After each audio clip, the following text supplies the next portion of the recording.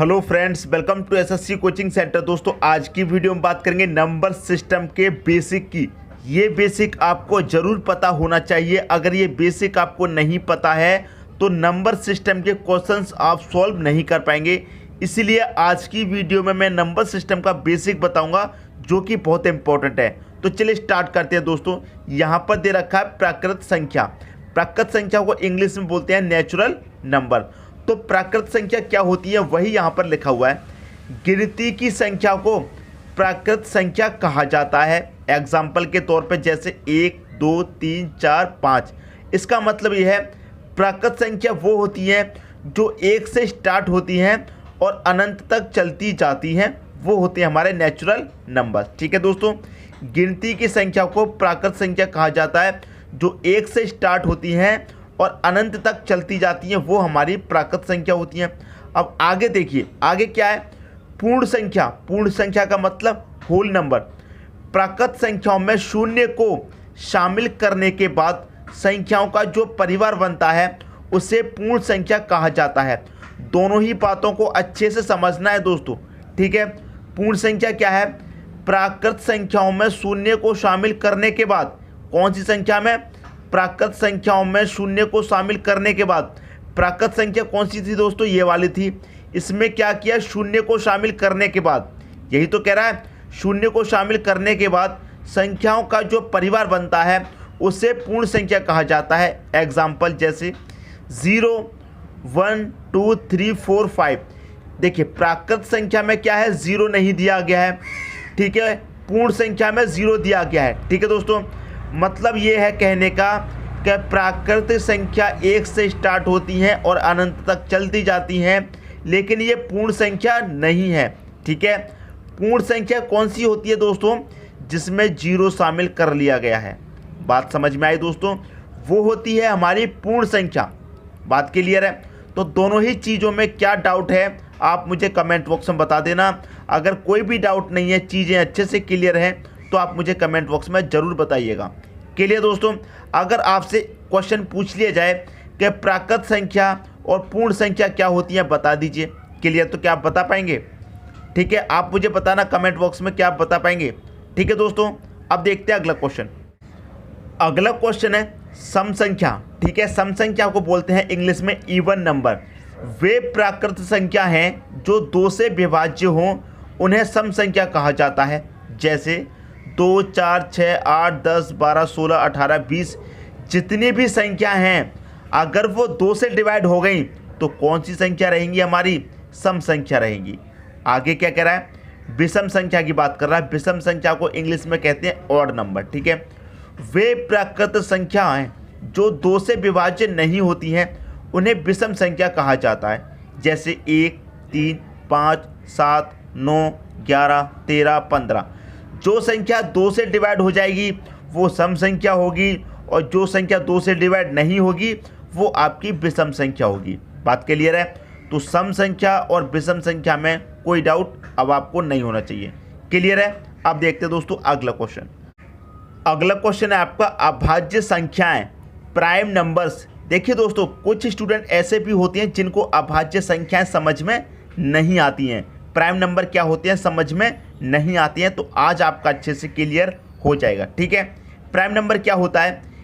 1 से बड़ी वे सभी संख्याएं जो स्वयं एवं 1 को छोड़कर किसी दूसरी संख्या से विभाजित ना हो, अभाज्य संख्या कहलाती हैं। किस किस को छोड़कर दोस्तों? एक तो स्वयं को छोड़कर जो वह संख्या है, और 1 को छोड़कर। जैसे मान लीजिए यहाँ पर दिया गया 17।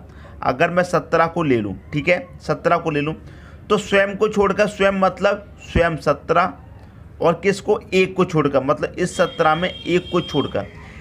क्लियर है? प्राइम नंबर वही होते हैं जिनमें स्वयं से भाग जा सकता है या फिर 1 से भाग जा सकता है, और कोई संख्या से भाग नहीं जा सकता, चाहे वो 2 हो, चाहे वो 3 संख्या हो, चाहे 4, चाहे 5, चाहे 6, कोई भी संख्या हो, किसी भी संख्या से भाग नहीं जाएगा। वो हमारे प्राइम नंबर होते हैं। जैसे मान लीजिए यहाँ पर क्या है? 19 है आपका, आप 19 लेंगे तो 19 में किससे भाग जा सकता है? या तो स्वयं से या फिर 1 से। इनको अगर छोड़ दिया जाए, स्वयं एवं 1 को छोड़कर, तो स्वयं कौन सी होगी? 19, और दूसरी कौन सी होगी, 19 में 1 होगी, 1 से भाग जा सकता है, 1 से तो किसी भी संख्या में चला जाएगा और स्वयं 19 से चला जाएगा। इनके अलावा 2, 3, 4, 5, 6, 7, 8, 9, 10 कोई भी संख्या से भाग नहीं जाए, वो होती हैं दोस्तों हमारे प्राइम नंबर अभाज्य संख्याएं। क्लियर है। अब मैं आपको एक चीज़ बता दूं जो सीधा सीधा एग्जाम में पूछा जाता है। सीधा सीधा एग्जाम में क्या पूछा जाता है, सीधा सीधा पूछा जाता है कि सबसे छोटी अभाज्य संख्या कौन सी है। तो सबसे छोटी अभाज्य संख्या है दोस्तों 2 आपकी। एक तो ये क्वेश्चन पूछा जाता है एग्जाम में कि सबसे छोटी अभाज्य संख्या कौन सी है। क्लियर है, एक ये क्वेश्चन हो गया। दूसरा क्वेश्चन एग्जाम में पूछा जाता है कि 1 से लेकर 100 तक कितनी अभाज्य संख्याएं। तो 1 से लेकर 100 तक कितनी अभाज्य संख्या होती हैं दोस्तों, 25 होती हैं। एक ये क्वेश्चन पूछा जाता है कि 1 से लेकर 100 तक कितनी अभाज्य संख्या होती हैं, 25 होती हैं, आपको पता चल गया।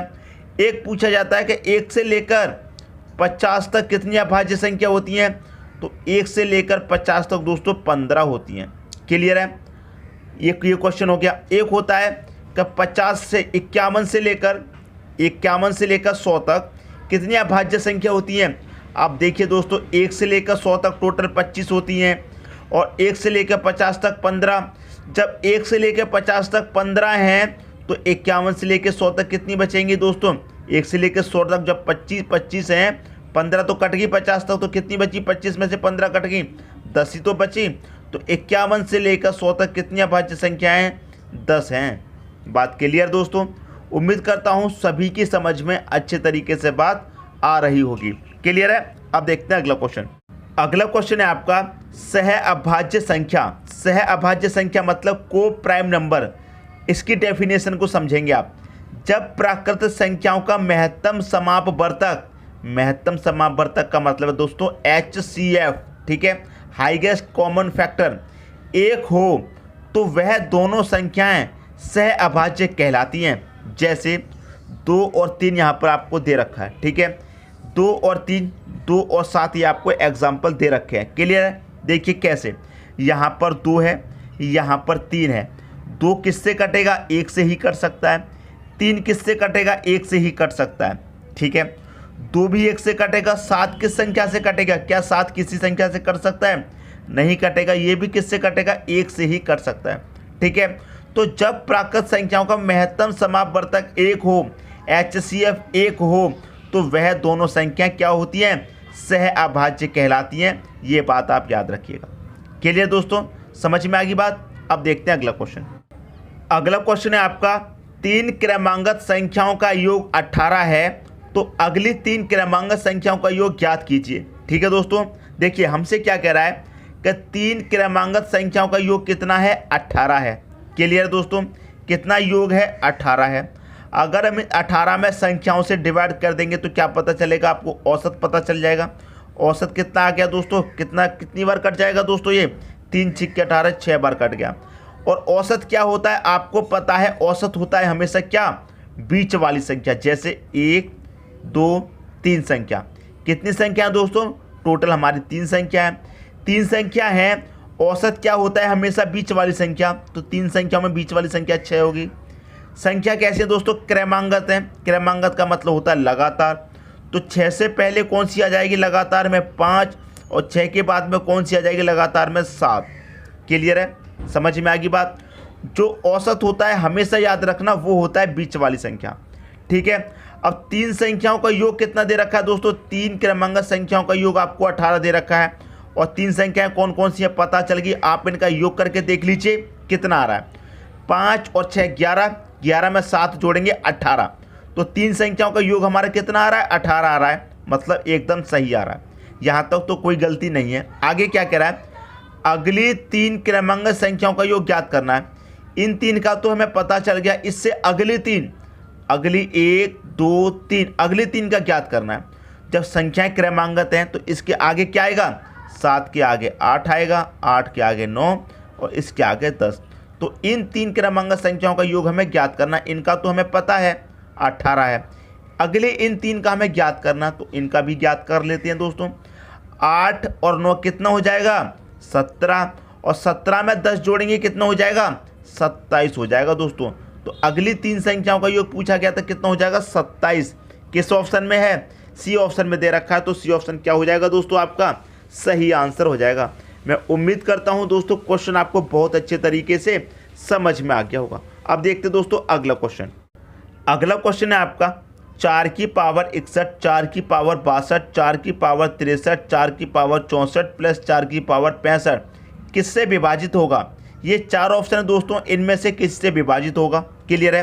तो देखिए ऐसे क्वेश्चन को कैसे सॉल्व करते हैं, सभी में क्या है, बेस आपका समान है, 4 4 4 समान है और 4 की पावर 61 सभी में कॉमन है। तो हम क्या करेंगे दोस्तों, 4 की पावर 61 को कॉमन ले लेते हैं बाहर। कॉमन ले लिया तो यहाँ कितना बचेगा दोस्तों, 1 बचेगा, प्लस यहाँ पर क्या बचेगा, 4 की पावर 1 बचेगा। क्लियर है, 4 की पावर 1। यहाँ क्या बचेगा, 4 की पावर 2 बचेगा, प्लस यहाँ बचेगा 4 की पावर 3, प्लस यहाँ बचेगा 4 की पावर 5, 4 की पावर 4। क्लियर दोस्तों, ये बचेगा आपका। क्यों बचेगा, क्योंकि 4 की पावर 61 को कॉमन ले लिया तो यहाँ 1 बचा, यहाँ पावर 1 बचेगी, यहाँ पावर 2, यहाँ पावर 3, यहाँ पावर 4। क्लियर है। अब इसी को सॉल्व करेंगे, 4 की पावर 61। क्लियर दोस्तों।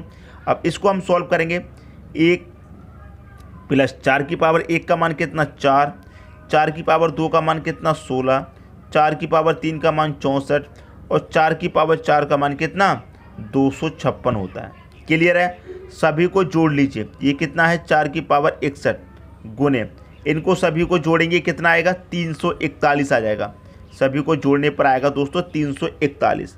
अब देखिए 341 जब ये आया है, अब इस 341 में इन 4 ऑप्शन में से हम क्या करेंगे, डिवाइड करेंगे। जो ऑप्शन इसे पूरा पूरा काट देगा वही आपका सही आंसर हो जाएगा। क्लियर है। सबसे पहले 3 से काट के देखेंगे, 3 एकम 3 कटेगा, फिर 3 एकम 3 कटेगा, 1 बचेगा 11, 11 3 से नहीं कटेगा, ये ऑप्शन गलत हो गया। 5 से काट करके देखेंगे, 5 से भी नहीं कटेगा पूरा पूरा, क्योंकि 5 से वही संख्या कटती है जिसका इकाई अंक 5 हो या फिर इकाई अंक 0 हो, वही संख्या 5 से पूरी पूरी कटती है, तो ये भी आपका गलत हो जाएगा। 11 से काट करके देखते हैं, 11 से काटेंगे दोस्तों, 11 तिहाई 33 तक कट जाएगा, 34 दिया गया है, 11 तिहाई 33 तक कट जाएगा, 1 बचेगा 11, तो 11 एकम 11 कट जाएगा।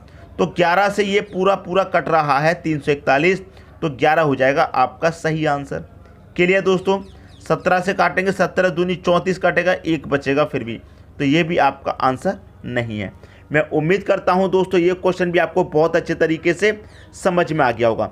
दोस्तों यदि वीडियो पसंद आया तो लाइक करें और दोस्तों में भी शेयर करें। यदि आपने हमारे चैनल को अभी तक सब्सक्राइब नहीं किया है तो कर लीजिए और बेल आइकन का बटन भी दबा दीजिए दोस्तों। धन्यवाद।